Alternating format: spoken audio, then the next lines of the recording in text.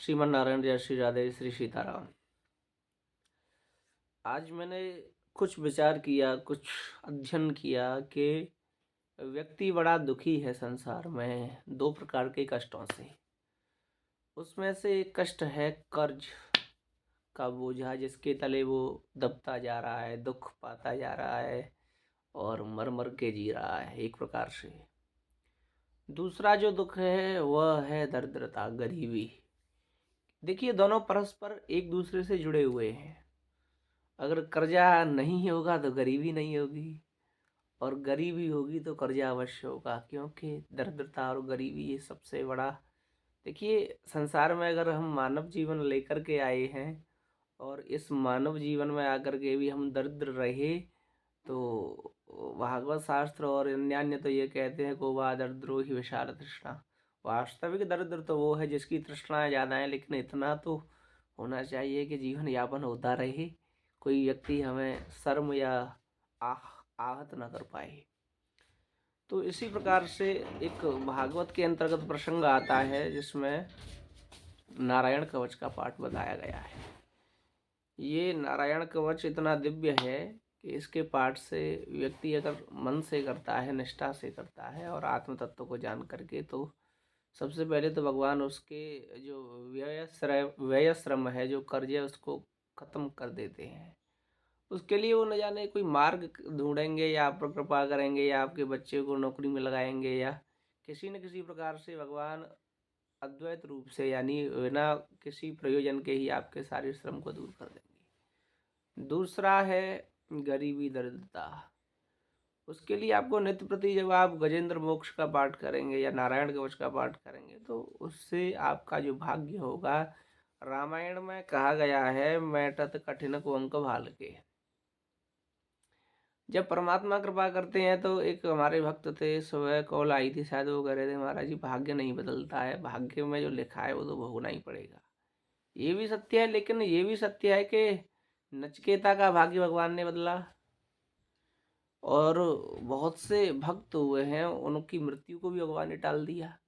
तो ये कैसे हो गया? क्या ये विधि में नहीं था?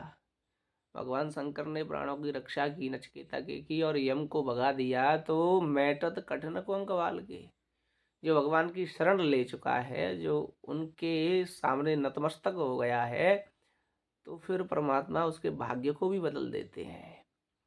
जो भाल यानी मस्तक पर जो लिखा रहता है, मस्तक के भीतर एक ब्रह्मा जी के द्वारा लेखनी लिखी रहती है। रावण रोज देखता था अपने मस्तकों पर लिखा हुआ कि मैं मनुष्य के द्वारा मरूंगा, और हंसता था कि ऐसा कोई मानव ही नहीं है जो मुझको मार डाले, क्योंकि रन रन सन्मुख धर काव न धीरा।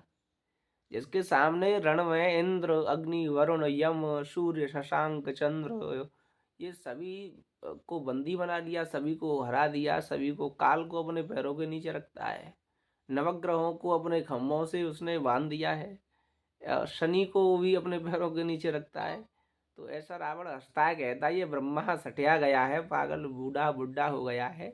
कहीं जब इन देवताओं की मेरे सामने कोई सामर्थ्य नहीं, तो कोई क्या भला मनुष्य मुझे मार पाएगा? वानर और मनुष्यों का संयोग उसके भाल पर लिखा ब्रह्मा जी ने।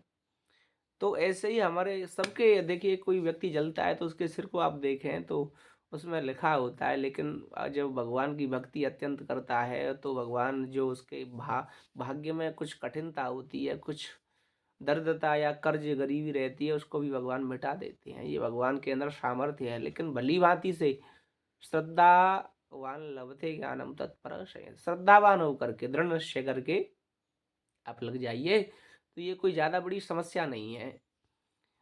तो बहुत, भारत में तो अत्यधिक, इतनी ये भारतवर्ष में ज़्यादा है कर्ज की प्रथा।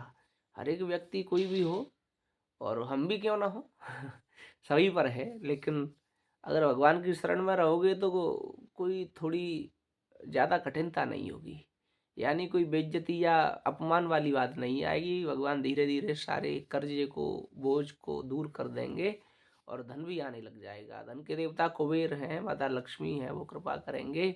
और हमारे तो संत जन देते हैं, कुछ कुबेर यंत्र बताते हैं और कुछ माता लक्ष्मी के स्तुति बताते हैं, लेकिन जब सबके स्वामी के चरणों को पकड़ लिया है तो फिर ये तो अपने आप ही कृपा करेंगे। तो नारायण कवच का पाठ करें इसमें, नारायण कवच इंद्र को दिया है।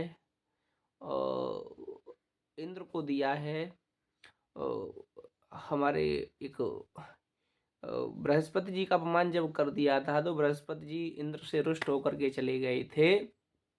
तो त्वष्टा के पुत्र विश्वरूप ने ये, जिसके 4 मुख हैं और सोमरस पीता है, एक से अन्न खाता है, एक से सोमरस पीता है इत्यादि, तो उसके बारे में आया है। तो उस त्वष्टा के पुत्र विश्वरूप ने ये नारायण कवच का उपदेश इंद्र को दिया और इसी कवच से इंद्र संपन्न हो गया, श्रीवान हो गया। यानी जो राज्य उसका बलि ने ले लिया था और देवता और असुरों ने ले लिया था, वो देवताओं ने नारायण कवच के पाठ से उससे वृत्तासुर को भी मारा है और बाद में दैत्यों से भी युद्ध को जीता है।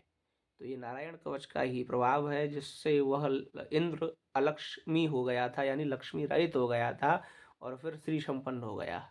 कुछ दुर्वासा जी का भी श्राप था, तो सारे कष्टों की निवृत्ति हो गई। तो जो व्यक्ति कर्ज से और अलक्ष्मी से, दरिद्रता से बचना चाहता है या धनवान होना चाहता है एक प्रकार से, और धनवान हो जाएगा, दोनों देखिए मैंने बताया परस्पर एक दूसरे के ही विनिमय हैं। अगर धनवान होगा तो कर्ज नहीं होगा और गरीब होगा तो कर्ज अवश्य होगा। तो ये दरिद्रता और कर्ज दोनों एक दूसरे से जुड़े हैं। भगवान का स्मरण करें, भगवान का चिंतन करें, असत पुरुषों से बचें। तो संग सर्वथा त्यजेत। तो जो दुष्ट लोग हैं, जो जिनके संग से हमें बड़ी वेदना और कष्ट मिलता है, उनकी वाणी को सुन करके ऐसा लगता है कोई कानों में कुल्हाड़ी मार रहा हो, तो ऐसे दुष्ट संग जन देह विधाता, ऐसे दुष्टों का संग कभी नहीं करना चाहिए, क्योंकि पारस परस खुदात सुहाई। कितना भी व्यक्ति सरल हो, कितना भी शुद्ध बुद्ध हो, कितना भी ज्ञानी हो, लेकिन जब दुष्ट के साथ प्रतिक्षण रह रहा है, प्रतिपल रह रहा है, तो उसके विषयों का रंग एक न एक दिन तो चढ़ ही जाएगा। हाँ, ऐसा होता है। तो ऐसे दुसंगी व्यक्तियों का कभी संग ना करें, परमात्मा का चिंतन करें, परमात्मा का भजन करते रहें, नारायण कवच का पाठ करें, सारी समस्याएं दूर हो जाएंगी। और अगर कोई ये कहे कि महाराज जी हम तो भगवान का स्मरण करते हैं, तो फिर कोई कवच नहीं है आपके लिए। जो मंत्र गुरु द्वारा प्रदत्त है या जो आपके मन में अच्छा हो उसका जाप करें, परमात्मा का, नारायण का, भगवान का, शंकर जी का, माता उमा का, या माता वैदेही का, या ब्रह्मा जी का, जो भी आपके आराध्य हैं, भगवान कृष्ण राम, उनका मंत्र लें और जाप करें। अपने आप सारी बाधाएं, सारी विपत्तियां, सारी अड़चनें खत्म हो जाएंगी। तो यही वाक्य था, क्योंकि दुष्टों का संग ना करें, इसी से भाग्य बिगड़ता है। और सत्पुरुषों के साथ से, साधुओं के साथ से, भक्तों के संग से, वैष्णवों के संग से भाग्य बनता है।